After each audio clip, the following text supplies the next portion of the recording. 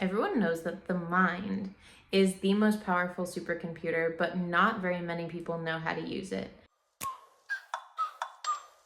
Like, ride with me if you ride with me, you can slide with me if you feel like. I'm so happy that you're here, and today we're going to be diving in to how you can learn faster, remember easier, and just overall apply the things that you're learning in your life with much more ease. So already, if you're on my channel, I know that you value self-improvement, and I think that this is one of the most important things in life because it shows you've already agreed to be a lifelong learner. When you apply yourself to learning and to always growing, it's a ripple effect of positivity because you're able to not only grow yourself, but your improvement subconsciously will improve the people around you. And then it's this ripple effect of positivity that gets spread out towards your friends, colleagues. If you're a parent, then it gets passed on to your children. There's just so many good things that come from this. We know that the mind is the most powerful supercomputer that we have, but there are a ton of studies that have concluded this. And that's because we can change our vibration with our mind. So my dog can only be a dog. A flower can only be a flower. But humans, we have the capacity to choose an array of things that are in our life. We have a ton of variety. We can choose our emotions. We can choose what kind of environment we want to live in, what kind of house, what kind of people we want to surround ourselves with. We have so many choices because our mind is the creation of that vibration, and we're able to consciously choose what we would like to do.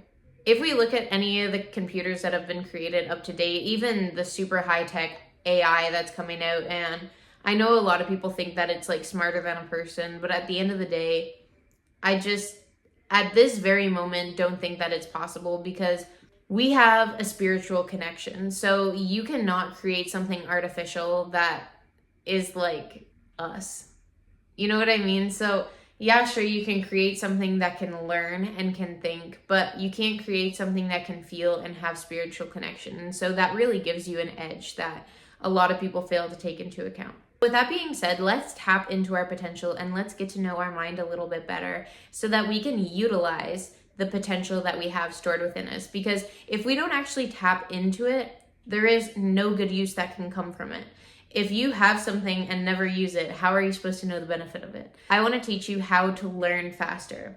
One of the things that is the most overlooked when it comes to learning faster is taking notes. It has been studied multiple times. The consensus is just so strong that taking notes is so important. Rather it's for manifesting something in your life, wanting to learn something, it doesn't matter what it is, but having an actual pen and paper. I'm not talking about sitting down in front of your phone and opening up the notes app. That's not what I'm talking about. And I'm not talking about a Word document on your Mac either. What I mean is literally pen and paper, old school taking notes. And there is so many things that prove that this is so powerful because first off, it takes a lot more brain power to actually write something as opposed to type something, because when you're typing something, if you think about it, the keys are the things that make the letters for you, but when you're writing, you actually have to physically form each letter. So the amount of presence that you need to type versus the amount of presence that you need to write something is completely different. And so since you're more present with that writing, it's really shown to have crazy different impacts. I have people say, okay, that's fine. Yeah, I understand you want me to take notes. And yeah, you've proven to me that it's important. Multiple studies have shown that it's important, but I'm never going to use them. So that's an argument that I've had come up from people, and it literally doesn't even matter if you use them. It's just the presence that you have when you're actually writing the physical note that makes such a difference, because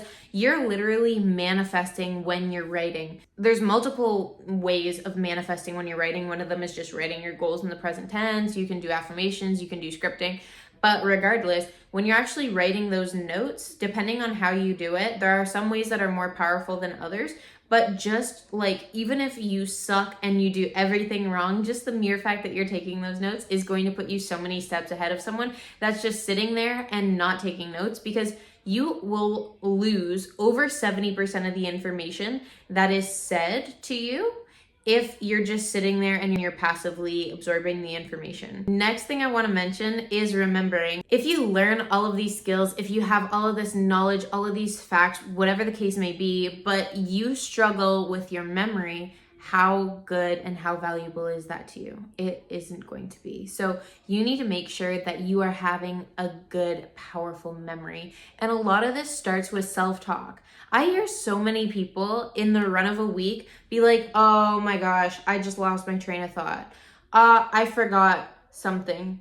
I always lose my train of thought. I'm always so forgetful. I'm so clumsy. I'm so this, I'm so that, I'm so anxious. And you're creating those things in your life, okay? And so the more that you say that, the more that it becomes your reality. So for me, I say I have an excellent memory. My train of thought left for a second, but it's gonna be back. And the more that you repeat that, the more that you make that your self-talk, and it doesn't have to be said aloud because there's someone there and you want to like prove to them that your train of thought's going to come back. That's not what I mean. That has to be your self-talk. Rather you're in front of 100 people, rather you're in front of 5 people, or rather you're alone. It doesn't matter, because that has to be the thought that you have on repeat every single day. If you are the type of person to remember, then you're the type of person to remember. And if you're the type of person that is forgetful, then your brain is going to keep on proving that to you, because your brain is so powerful. It's going to take the things that you say on repeat to it, and it's going to accept it as a truth. You can use that to your advantage in a lot of ways, and a lot of people use it to their detriment subconsciously without even paying any attention to it, because they don't even realize that they're doing half of these things. So I started consciously telling myself a few years ago, I am so good at remembering. It's crazy. I can be in the middle of a conversation or the middle of a video. I can have the most chaotic moment show up, and I can deal with that. I can get right back into my video and be exactly where I left off. I can be in the middle of a conversation and then be cut off of that conversation, and I will remember exactly where I left off. Or I can have 2-3 train of thoughts and I will remember exactly where I left off. And that is what I keep repeating to myself. And so that becomes my reality. Another one that I like to say is, I know that my thought is out there, because thoughts are things. Even though you can't see thoughts floating all around you, there are literally thoughts floating all around you. When it comes to remembering something, you just have to be able to get your mind to go out there, reach for it, grab it, and bring it back. I was just thinking, this is an example that just happened today, actually. I was sitting at my laptop and I was looking for some books. And I remember that this podcast that I listened to, this girl recommended to me a specific author, and I knew I had written it on my phone. So I'm looking at my phone and I'm thinking I should go get my phone. And then I thought to myself twice, I was like, no, I can just remember what I wrote. I know that I can remember what I wrote. And that is exactly what I did. I took it back out of the thin air that is around us. And I was like, now I remember the author. And then boom, I put that in my computer and I was off to the races. So it is what you tell yourself on repeat that you are going to manifest and make true. Now I want to dive into learning styles. There's different learning styles that are going to vibe with different people. For me, I love sitting down with a book, and I want like a paperback book. I need to be able to highlight. I need to be able to make notes, because I feel like when I'm doing that, I'm actually interacting with the book.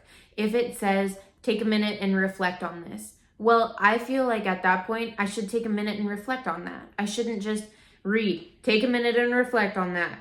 Next point, blah, blah, blah. And like just passively not really absorb and interact with that information. Because the more that you interact with that information, the more that you're going to be able to absorb it, the more that you're going to remember, and the faster that you're going to learn the information that you're taking in. Another learning style is writing. Some people like to copy their notes and rewrite them. And for them, that's like the way that they absorb information. Some people, it's listening. So if they had an audio track, they would love to listen to it on repeat. Other people, I remember when I was studying in school, it would be a Q&A. Like I would have questions and then I would have answers. So rather that was like a mock quiz, a mock exam, or if I had someone else asking me questions based on my notes, then it actually put me in the situation to answer those, and I had to think. So I had to be going off of memory. Another way to learn is doing. You see this with people that are like carpenters, welders, contractors, plumbers, anyone that's working with their hands that has to be like actively doing. Doctors, if they're going into surgery, they've got to be doing things. There's only so much that you can learn out of a textbook, out of reading, writing, listening. Sometimes you have to be hands-on and you actually have to be doing the thing. Next one is inter and intrapersonal. Some people like to study alone and other people like to have a group of people. That way they can be more interactive. That just comes down to preference and what kind of study styles that the other people are also strong at doing as well. Last one is reading. If you're the type of person that interacts with a book as opposed to just passively taking in the information, then reading can be very powerful for you depending on how you use it. Last thing that I wanted to talk about was being in love with what you do. I think that it is so important. We talked about this in another video. I'm going to link that video down below. If you haven't watched it, go watch it. It talks about the science behind finding your passion. So I think that this is really, really important. If you hate studying what you're studying, maybe you're studying the wrong thing, because learning isn't something that people hate. It's just the school system has been set up. They did their best, okay? They figured we needed like math, science, history, gym class. I don't fucking know what all of the topics are in school, but they figured that that would make the most, language arts, that figured that they would make the most well-rounded people out of learning those things. And I mean, bless them, they're trying their best, okay? But just because in school you had topics and shit that you didn't care about, that you didn't enjoy, you associated that bad taste with learning. But that bad taste was not with learning. That bad taste was you spending time learning shit that you shouldn't have been spending time learning because it wasn't in alignment with your passion. It didn't set your soul on fire. You need to pick a topic that the skills that you're going to be learning are in alignment with the things that you love. And then guess what? You are going to be so passionate about learning, you're going to learn without even thinking, I'm going to sit down and learn. You're just going to be absorbing information and thinking and being inspired and taking action. And it's going to feel like so easy. The moment that it feels like drudgery and work and it's just so hard all of the time, I don't mean that your passion is going to be pure alignment and nothing is ever going to go wrong and everything is just going to be perfect. No, I mean like, what do you keep coming back to? What do you always want to do? What do you think if I was to do something, one thing for the rest of my life, what would that be? And then throw yourself wholeheartedly into that. Because then you're going to be a student and you're going to enjoy being a student. You're going to be taking action and you're going to love taking action. And when you do those two things on repeat, guess what? You are actively following the path of alignment to your purpose, your soul's mission, and the whole reason that you're here on this planet in the first place. And I think that that is just the most beautiful thing. It literally just gave me goosebumps. Yeah, love that feeling, okay? And the more that people do this, the more that they inspire other people to do this. And it doesn't matter what level that you're at, because there's always going to be someone behind you. I want to just repeat that. No matter what level you're at, there's always someone behind you that can be inspired by what you're doing.